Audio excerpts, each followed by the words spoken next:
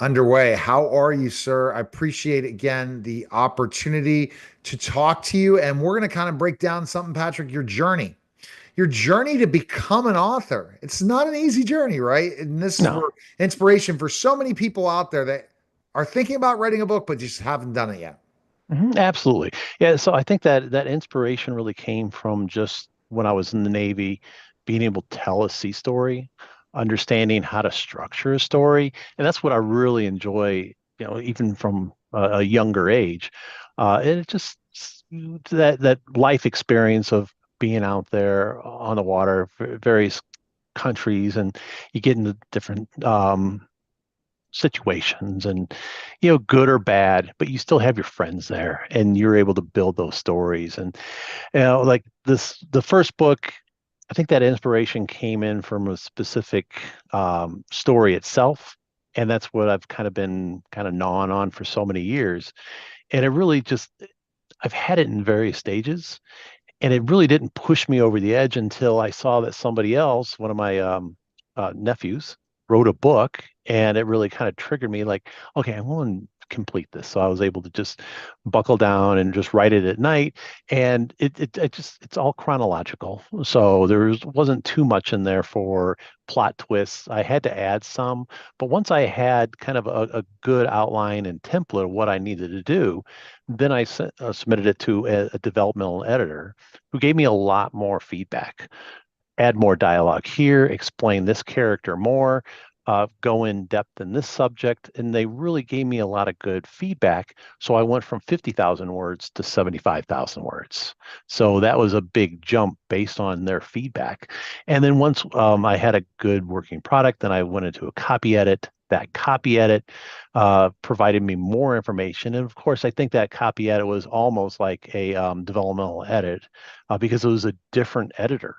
So once I had that completed, I was able to submit it in for formatting. It was formatted, and I had to do a proofread after that. So it was a different proofreader. So I had three different editors all giving me advice, which was great because it just snowballed on itself. And uh, that final piece, there was over 1,000 changes that needed to occur, but wasn't big, a big undertaking because it was like U dot S dot for US Navy. Okay, take out the periods. So we don't need those. DC, I put periods separating DC in there. Take those out. So that was part of the changes in there. There was a few things in there. I think the big one is there was a question about, it's unclear. The readers might be confused. Well, you know what? That's kind of what I wanted to do. I wanted to confuse the readers because I was confused at the time. So I didn't want to do that. So I kept that. But most of the changes that the editors made or suggested, I made those changes. So it worked out pretty well. Now let's talk about sea stories. Okay. Mm, I'm just intrigued. I'm intrigued. Okay. A mhm, sea story. This is like mhm, new to me. This is new terminology, Patrick. mm. Oh yeah. Yeah. Yeah. And so with sea stories, I mean, it's really your experience in the Navy as a sailor. It goes back um, centuries. You think of the pirates going off in the Caribbean. That's a real story. Those happened. I mean, it was just different armadas sailing the high seas, and how just the conflicts that go on. And of course, when they pull in the port, they might get in trouble, and they probably come up with different sea stories. So the Navy's no different, talking about the different captains that they've run across, how those captains really worked. And because really think of a company with the management structure, having a captain and different officers on a ship is the same way, how they run the culture of that ship. And then when you get a new group, a new captain, new set of officers, then things do change. So, but once you get into port and you have your shipmates and you go out to the bars, that's usually what happens when you're there. Um, you tend to drink a little bit and get in a little bit of trouble, and that's where a lot of those good stories pop up at. I think about the stories because in professional wrestling, Hmm. I have some stories. Hmm. Absolutely. And it's but it's the sea story just seems so romantic in a way. Hmm. Romantic not in the romantic love way, but romantic Hmm. in just the visual way. Well, it's there too, the romantic love type too. So but they're included. It usually happens. Ah, okay. All right, so let's talk about Patrick, Hmm. the process of writing the book. You went through Hmm. the editors and all that, but the ideas you had to get. How Hmm. did it go Yeah, about that? You putting that all together? mhm. Yeah, and that one it was from a real life situation. I've got another one I'm writing right now, and I'm really excited about that book. That really stemmed from a conversation I had with one of my old shipmates.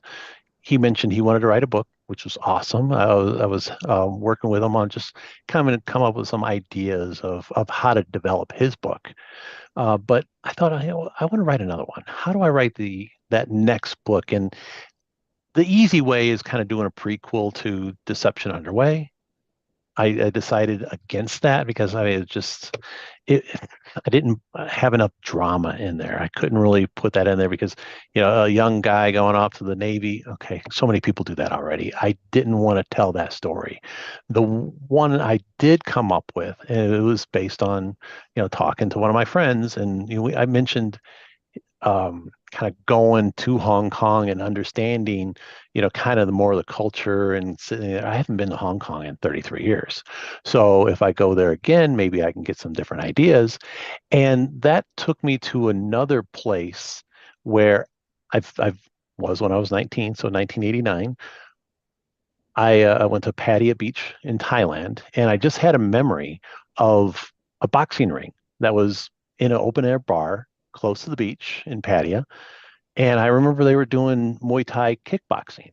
So from that image, I was able to create a very elaborate story just from one memory of a boxing ring in a bar as I was walking by.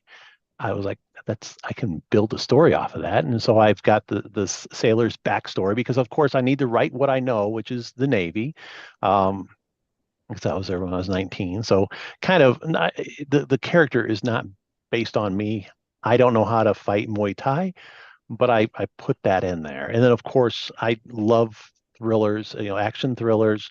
Um, and those are the type of books I really like and movies. So I thought, hey, I think I can write one of those action thrillers. And that's what I did. I created a character that knows martial arts, who has a good backstory, where his dad's a former Marine. His dad took him to Thailand when he was 13 because his dad was an embassy guard. I'm making all this up, which is great because it's part of the story.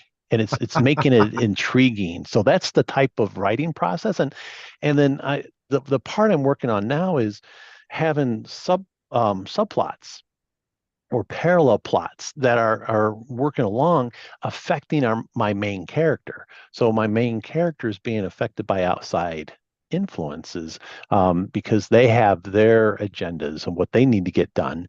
So it's going to affect my main character. And of course, it's a work in progress. I think it's a many months off, but that's part of that writing process because anything can kind of get you moving on an idea. Even recently, I went skiing, completely different, but I was like, I can probably tie this into a story as well. I heard a song that was really catchy. I liked the song. um, I looked at this artist's history and understood that she was going through some mental illness when she was younger. And it kind of seeped into her song, and I really like that. And I was like, I can kind of create a book off of this. And so you can find inspiration in anything. Totally. Like I said, from I was 19 walking down the streets of Pattaya, Thailand, come up with book two, listen to a song while I'm skiing, book three. There you go. Yeah. So you're gonna have fun writing books as we're Yeah. finishing up this episode, and then we're gonna be Hmm. chatting again in May. You'll Hmm. hopefully tell me how the writing process is going Hmm. and the whole process of promoting this book. But Hmm. for people out there, best place to can connect with you and get the book is where can they go? Hmm.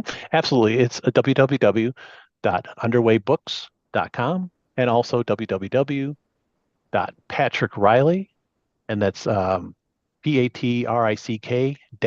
Riley. Appreciate it. Thanks again, Patrick. Thank you. All right, you're listening.